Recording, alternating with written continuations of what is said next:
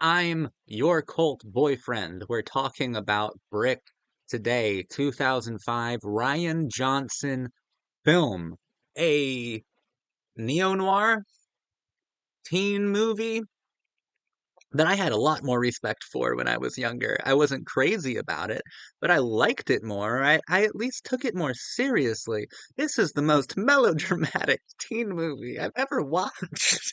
It's wildly melodramatic. It's crazy. So many problems with this fucking movie though. Um, okay, let's talk about like interesting things first, because I provide analysis of teen films. All right, I'll provide criticism in a minute. Is it interesting that it's a neo-noir? Is it interesting that our femme fatales are, drama club students and cheerleaders and, our toughs are like the fucking guys who protect the weed guys? Is that interesting? Or like, the fucking ultimate insider is just this like loser brainiac kid with a fucking Rubik's Cube? Is that interesting? Yes, yes, in context of when it was made, right? 2005. This has a darker tone. At its core, it is a film about well, at its core, it's a film about a couple different things. Like, it's not a terrible movie. I just have a lot of criticisms of it. Uh, because Ryan Johnson is that kind of fucking guy, you know? Um, But we'll get to the criticisms in a minute, just like I was saying. It's a darker tone, obviously, because we're applying neo-noir to the teen film scope, to the teen film framework. And in 2005, this is just what, 3, 4 years after 9/11, after basically everything changed. How there was a cultural shock, some black magic fuckery happened, and Americans started looking at themselves very differently in a completely mortally gray space that was full of compromise, compromises of humanity, of innocence. And that certainly bled over into a lot of the teen shows at the time. One of my favorite teen shows of all time, Veronica Mars, got her name tattooed on my body 2 times. Love this woman to death. Also incorporated neo-noir elements, but did it in a much more interesting way, in a much more dynamic way, and in a way that was truly sensitive and fun stylistically as well. But it is curious that teen films started adopting noir languages. Actually, noir came back in a huge way in a couple different areas. Think of Sin City being really popular. I'm sure there are a couple others as well that just aren't coming to mind because I didn't really think about this before I pressed record. But noir came back in a pretty big way in the mid 2000s, post 9/11. I think noir comes when a culture, specifically when Americans have to kind of consolidate some some gray areas, being the villains, honestly, have to come to terms with the villainy within us, with those gray, mortally compromised zones within us all. Noir proper was at its peak popularity directly after World War II, right after we dropped the atomic bomb, right after the horrors of the Holocaust were unleashed upon the world, and there are a lot of different kinds of semi-quasi revolutions within gender as well that noir was also playing with. Um, Noir comes only truly, purely when a society is reeling from the traumatic consequences of doing deplorable things. And Brick, yeah, Rick is a neo-noir, and I think it is a direct response to 9/11, to the war on terror. And I just think it's not as good as some of the other things that incorporated noir. Specifically, Veronica Mars is a beautiful show that it's a masterpiece of a show that it's a beautiful neo-noir. All right? Beautiful neo-noir. So that's like really the interesting part of Brick. Okay, well, I guess there are a couple other interesting parts of Brick. Because at its core, sure, stylistically it's a neo-noir, but at its core, like the big twist or anything is that Joseph Gordon-Levitt's character, Brandon, is trying to figure out who murdered his ex-girlfriend, who, when she was murdered, she was pregnant, and then at the very end of the film, it's heavily implied, or almost directly said that Brandon was the father. And I think at its core, it's about if there is some sort of complicated heart to the film, it's a matter of fatherhood is a big one because when Brain asks Brendan, like, what did she whisper to you? And like, I think it's clearly inferred that she whispered that he was the father, and she says she called me a dirty word. I know in subtitles it says motherfucker, which is just a stupid Ryan Johnson thing, but obviously, like within the context of the script, it's you were the father, and according to our hero, father is a dirty word in the frameworks of Brick. There are other aspects to this concept. They're talking kind of about a generational damage about really just how stuck within a noir landscape teenagers felt in 2005. Like everything was super dark and super twisted and without hope. A lot of generations at least are pregnant with an idea of hope for the future. In 2005, post 9/11, post Columbine, kids were not pregnant with hope for the future. Um, that hope was murdered within them while it was still a fetus. I might be using kind of grotesque language, but it is a film that tries to be visceral, right? And I'm not going to like sugarcoat it. I think that some of the poetics are interesting, honestly. My criticisms, okay, like Ryan Johnson, it seems to me that he built an entire career out of taking the piss, right? Like all he does is mock everything that he's a part of. All he does is mock any IP he's associated with, any genre or any story that he's doing. Like all he does is take the fucking piss. All he does is mock it. Because Brick, I remember it when I was younger. I remember taking it more seriously. Watching it now, I'm like, oh no, Ryan Johnson was just telling a long fucking joke. He's simultaneously mocking both the teen genre and the neo-noir genre.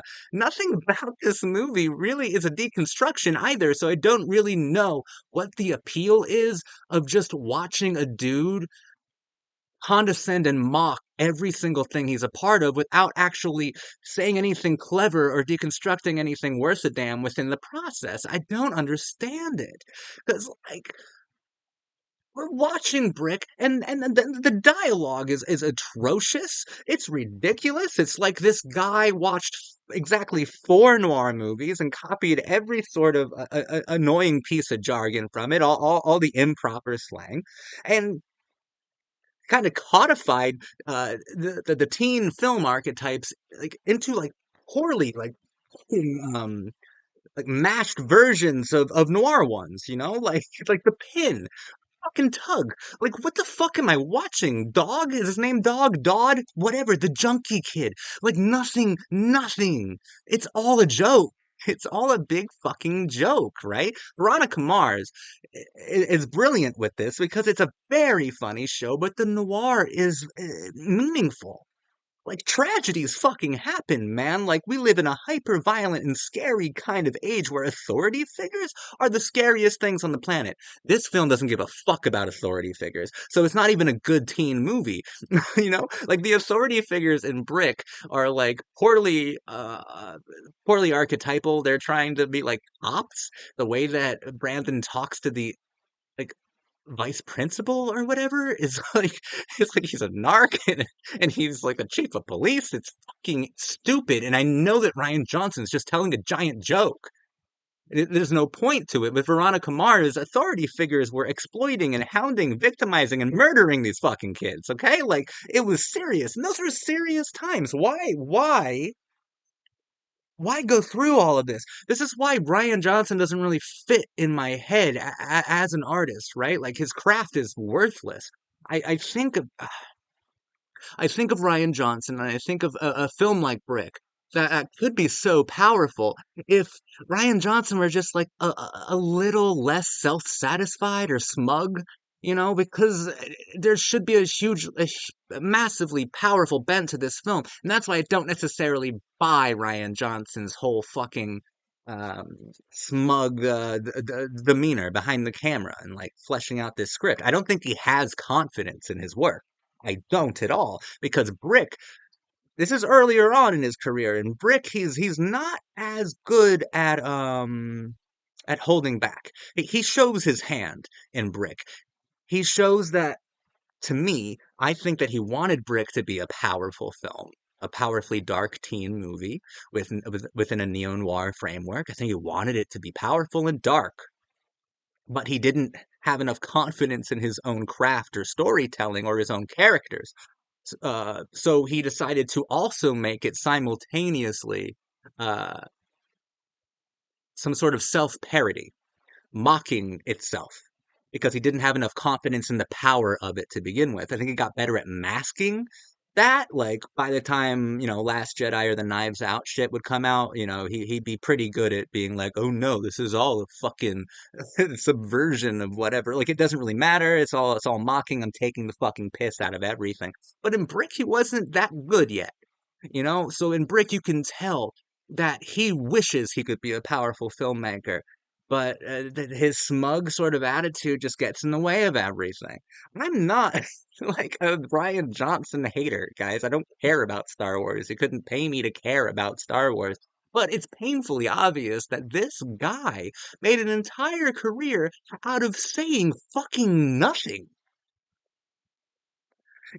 Brick could have been awesome. Could have been so good. Did you see Megan Good in this movie? She was awesome, man. She was so good. And Joseph Gordon-Levitt was amazing in the film too. Whoever the kid who played the brain was really good as well. Uh, there was a lot of Lucas Haas, man, as the fucking kingpin. He was all the pieces were here. If Ryan Johnson just for 1 second decided that he wasn't so fucking funny and self-aware, like it could have been great. Could have been great, but you can't take any scene seriously because there's always this they're always consumed by a smugness, by mockery, of genre archetypes, genre tropes. He doesn't say much with it. I mean, I think he's right not to be confident in the power of his films and always rely on mockery because his films aren't very powerful. But I would at least find him more endearing if he stuck to if he committed to the film, if he committed to the themes. Brick would have been really cool because there are parts that are fucking rad, man. Like whenever Brandon decides like, you know what, I'm in this. I'm in this. I'm gonna figure out what happened to her, and he and Brain start like going back and forth and scheming, setting up a plan and get that cool guitar riff, and it's like cool montage. Choreography is awesome. Like there's a lot of cool parts here. Cool parts. It's just drowning in the self-satisfaction of its director. Like he had a huge ego out the gate.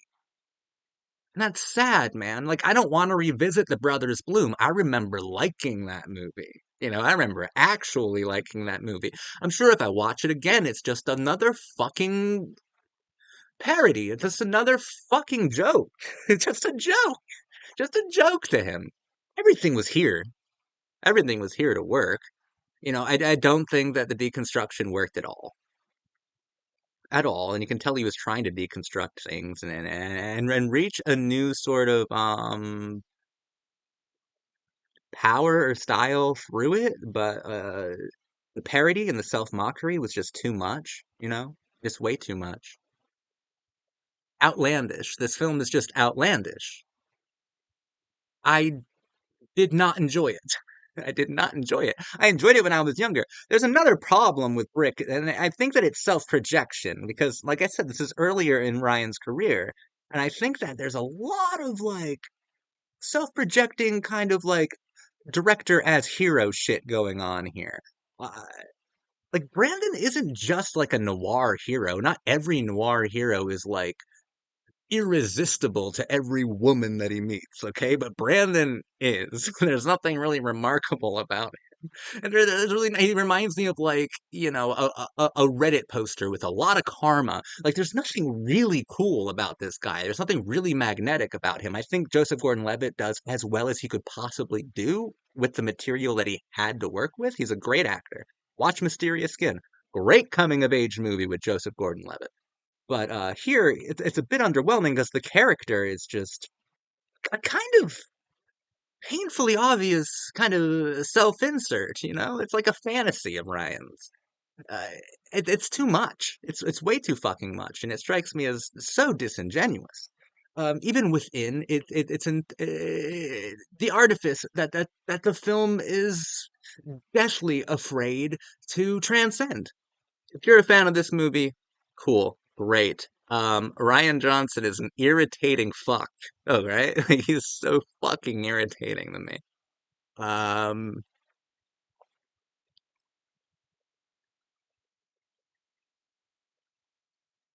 just so many failed opportunities in this movie to make statements about shit, about drugs, about ultraviolence, about sexuality, about masculinity, about young, tender love, about anything. The film didn't really necessarily comment on its style. I'm pulling that analysis from the context of when it was released. I'm pulling that from the fact that it was in 2005. The film itself isn't really saying much about it. You know, if you want to watch a neo noir set in a teen framework, the teen genre, watch the first two seasons of Veronica Mars. Stay as far away from Brick as you possibly can. Veronica, that's our girl. That's our queen. Brick is bad. Brick is bad. Sorry to say it. I thought I liked it. I liked it a lot more when I was younger, and I think I took this film a lot more seriously when I was younger. And that's just evidence of not being old enough to get the joke.